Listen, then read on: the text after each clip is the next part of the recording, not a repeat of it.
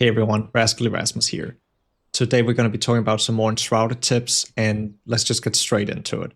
When you first go here to the Albaneve summits, you might be in need of some gear, and I found that this golden chest can be a very efficient one to farm over and over. I'm generally not that big on farming these chests over and over by resetting the game, by like cheesing the game in this way, but if you need the gear, then this can be a very efficient one. The chest is located in this tower here, which is where the alchemist will send you for the papers he need.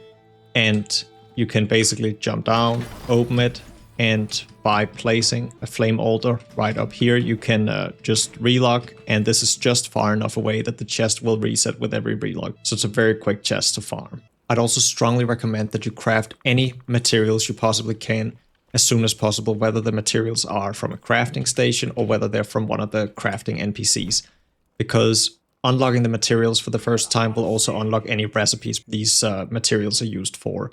So it's very important to unlock these as soon as possible so you don't miss out on recipes you may want to craft. It can also be very beneficial to build multiple crafting machines, like multiple smelters or multiple kilns, for instance, if you are basically being time gated by the crafting process.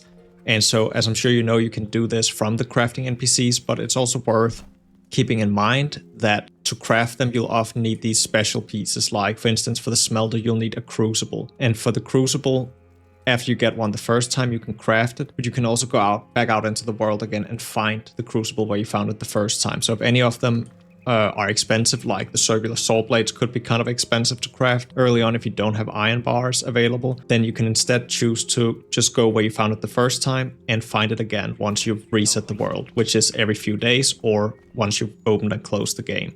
Next, I also want to talk a bit about a few of these weapon affixes that have been confusing me as I've been playing. The plus damage, like plus cutting damage or plus piercing damage or plus shock magic damage, I've been assuming means that your weapon will deal extra damage of that weapon type, and that is also how it works. You won't see a different number, it'll be part of your one weapon damage number, but it will scale, this portion of the damage will scale as cutting damage. So if the enemy is weak to cutting damage, it will scale higher, and if it's resistant to cutting damage, it'll scale lower. And similarly, if you scale cutting damage in your skill tree or scale ice magic damage in your skill tree, then this portion of the damage will scale with these modifiers, as far as I can tell at least. The other affix I'd like to talk about is these armor affixes. So when you have ice armor or fire armor, I've been trying to figure out exactly what this does. There's no clear answer that I can find anywhere on the internet or on the Discord or anything like that. Most people seem to think that it does reduce damage, and that's kind of what I've been assuming too, but I've been trying to test it, and I can tell no difference whether I have it equipped or not equipped. I've been testing both cutting armor and ice armor, and no matter what, it seems that whether I have the wand on me, equipped or not equipped, doesn't seem to matter. I will always take the exact same damage. So as far as I can tell, this does nothing. And if it does something, it's at least very minimal. So I would strongly advise just trying to stay clear of these affixes. If somebody knows more, then please let me know. I'm very curious about this because, yeah, I cannot see that it does anything. I've also been looking at the debuffs associated with, like, if you get slowed by frost or anything, and they last the exact same time whether I have this ice armor or not. So as far as I can tell, it does nothing. So yeah, stay clear of these. Then we have the first tip from the comments section, and this tip is from Andy Brown 4284, and it's a really good one. But Andy is pointing out that ever since the patch, you can use your torch as a campfire, essentially, not to cook food, but to warm yourself and get the rested buff. So by dropping your torch on the ground, you can sit down around the torch and you're now have warmth and everything else. And this also works for reducing the wet debuff you get when it rains to it decreases significantly faster. Then I also want to recommend that if you're fighting a really difficult boss or enemy, to utilize these skull summoning vessels.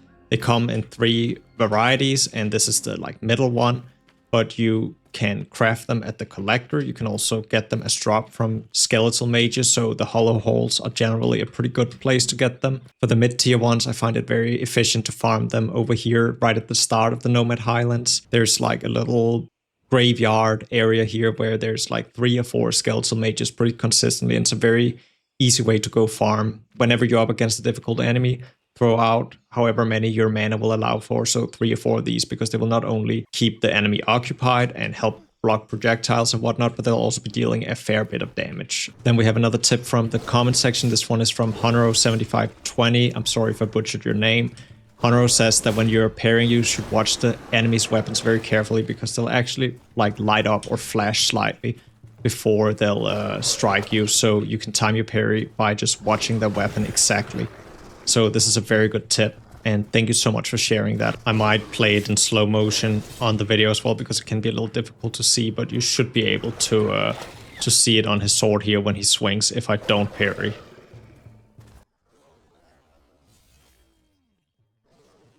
Then I want to talk briefly some more about skill points. When picking your skill points, I think it's very worthwhile considering whether these upgrades you can unlock are actually worth it, because looking at Thunder, for instance, you pay 2 skill points for an additional 10% shock damage increase. But if you could instead put 2 points into intelligence, you'd be getting 10% increase to damage for all magic. So obviously at a certain point you'll run out of intelligence skill points or skill nodes that you can unlock, and at this point Thunder might be worth unlocking. But till then, I think it's very worthwhile considering just simply picking up intelligence skill points, or at least weighing them in your head which is better.